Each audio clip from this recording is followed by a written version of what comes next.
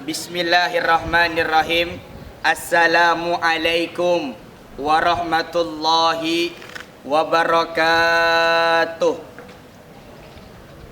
Alhamdulillahilladzi ja'ala likulli syai'in sababa wa anzala ala abdihi kitaban ajaba fihi min kulli hikmatun wa naba. Wassalatu wassalamu ala sayyidina Muhammadin asyrafil khaliqati ajama wa araba wa azkahum hasaban wa nasaba wa ala alihi wa ashabihi sadatin nujaba. Hadirin yang mudah-mudahan diberkahi oleh Allah Subhanahu wa taala. Pertama-tama yang paling utama, marilah sama-sama kita panjatkan puja dan puji syukur kita terhadap kehadirat Allah Subhanahu wa taala, yang mana dengan Allah lah kita bisa berkumpul di tempat yang mulia ini. Alhamdulillah. Sholawat teriring salam tak lupa juga kita curahkan kepada junjungan besar baginda alam Nabi besar kita Sayyidina wa Maulana Muhammadin Sallallahu alaihi wasallam, yang mana dengan beliaulah kita bisa merasakan yang namanya zaman Islamnya seperti sekarang ini, minazulumati ilan nur. Yang saya hormati para dewan juri yang mudah-mudahan diberkahi oleh Allah, dan yang saya hormati para pencipta dakwah yang mudah-mudahan diberkahi oleh Allah Subhanahu wa taala. Lanjut. Dakwah santri di era milenial, itulah yang akan menjadi pembahasan kita pada pagi hari ini. Kita hidup di era milenial yang mana teknologi mudah untuk diakses. Kita hidup di era milenial yang mana medsos gampang untuk dibuka. Yang mana kita hidup di zaman milenial yang para pemuda wajib harus memiliki pemikiran yang intelektual. Apalagi seorang pemuda yang berstatus sebagai seorang santri, dia harus memiliki mindset yang intelektual untuk menghadapi yang namanya zaman milenial. Karena berawal dari pemikiranlah itu akan menjadi takdir seseorang. Sebagaimana ada seorang menteri pernah berkata, watch your talk for they become your word. Perhatikanlah apa-apa yang menjadi pemikiran kita, karena itu akan timbul yang namanya satu ucapan. Watch your word, for they become your action. Perhatikanlah apa-apa yang menjadi perkataan kita, karena itu akan menjadi satu yang namanya tindakan. Watch your action, for they become your habits. Perhatikanlah apa-apa yang menjadi tindakan kita, karena itu akan menjadi yang namanya suatu kebiasaan. Watch your habit, for they become your character. Perhatikanlah apa-apa yang menjadi kebiasaan kita, karena itu akan menjadi yang namanya satu karakter. Watch your character, for they become your destiny. Perhatikanlah apa-apa yang menjadi karakter kita, karena itu akan menjadi yang namanya satu takdir. Dengan kata lain, apa-apa yang kita pikirkan, itulah yang akan menjadi takdir kita. Oleh karena itu, perubahan terbesar seorang pemuda itu berawal dari yang namanya pemikiran, berawal dari yang namanya mindset. Mindset seseorang untuk maju, maka dia akan maju untuk menghadapi zaman milenial seperti ini. Oleh karena itu, santri dituntut harus memiliki pemikiran-pemikiran yang intelektual untuk menghadapi zaman-zaman milenial. Lalu pemikiran seperti apakah yang wajib dimiliki oleh para santri? Pemikiran yang wajib dimiliki oleh santri ada 3. Yang pertama, pemikiran untuk berilmu, pemikiran untuk beramal, dan pemikiran untuk berdakwah.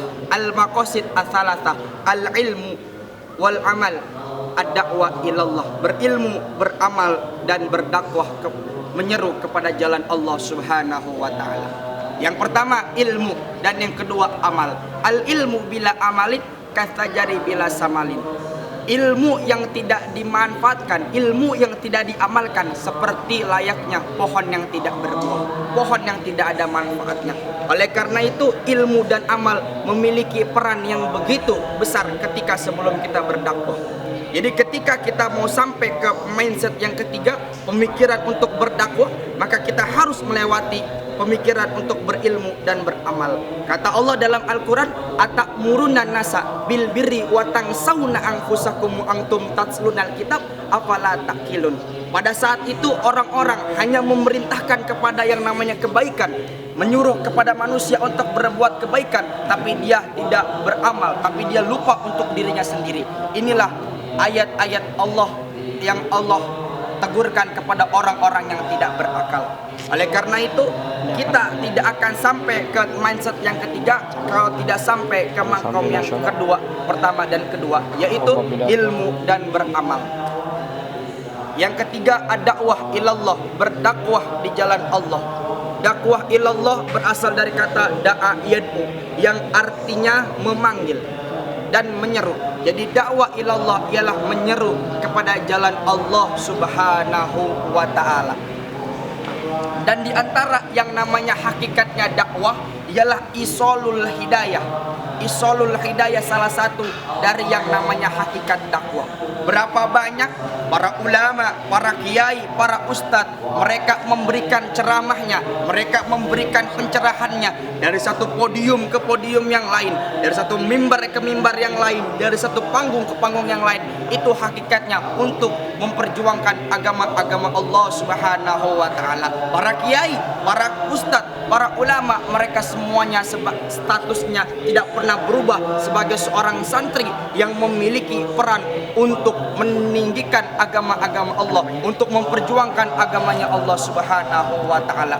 Sebagaimana satu ketika Rasulullah Shallallahu alaihi wasallam memberikan satu bendera, memberikan satu kekuasaan pada saat perang Khaybar, pada saat itu terjadi. Pada saat perang Khaybar, Rasulullah memberikan panji peperangan kepada seorang pemuda yang mencintai Allah dan Rasulnya. Begitu sebaliknya, dicintai Allah dan Rasulnya. Rasulullah memberikan panji peperangan tersebut kepada Sayyidina Ali bin Abi Thalib karamallahu wajhah. Dan Rasulullah bersabda, "Wallahi li ayyahdiyallahu bika rajulan wahidan khairul laka min ayyakuna laka hamrun na'am." Maka demi Allah, wahai Ali, sesungguhnya ketika engkau memberikan satu jalan untuk menuju hidayah Allah, maka itu lebih baik daripada engkau membeli satu ekor unta merah. Dan ketika kita dakwah, tidak hanya seret panggung dari satu panggung ke panggung, apalagi kita hidup di zaman milenial yang mana dengan medsos kita bisa berdakwah, dengan internet kita bisa berdakwah, mensyiarkan agama-agama Allah, mensyiarkan agama, mensyiarkan sunnah-sunnah Rasulullah sallallahu alaihi wasallam. Sebagaimana kata Rasulullah, al-mutamassikuna bisunnati indal fasadil ummati falahu ajrun. Bahwasanya orang-orang yang berpegang teguh dengan sunnah Rasulullah ketika rusaknya umat Rasulullah, maka ia akan mendapatkan yang namanya pahala. Oleh karena itu, kita sebagai seorang santri memiliki peluang, memiliki momentum untuk berdakwah di jalan Allah, menyeru umat manusia untuk selalu bertakwa kepada Allah, untuk selalu beriman kepada Allah Subhanahu wa ta'ala.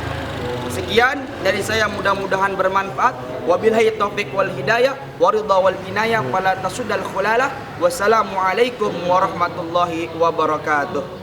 Berapa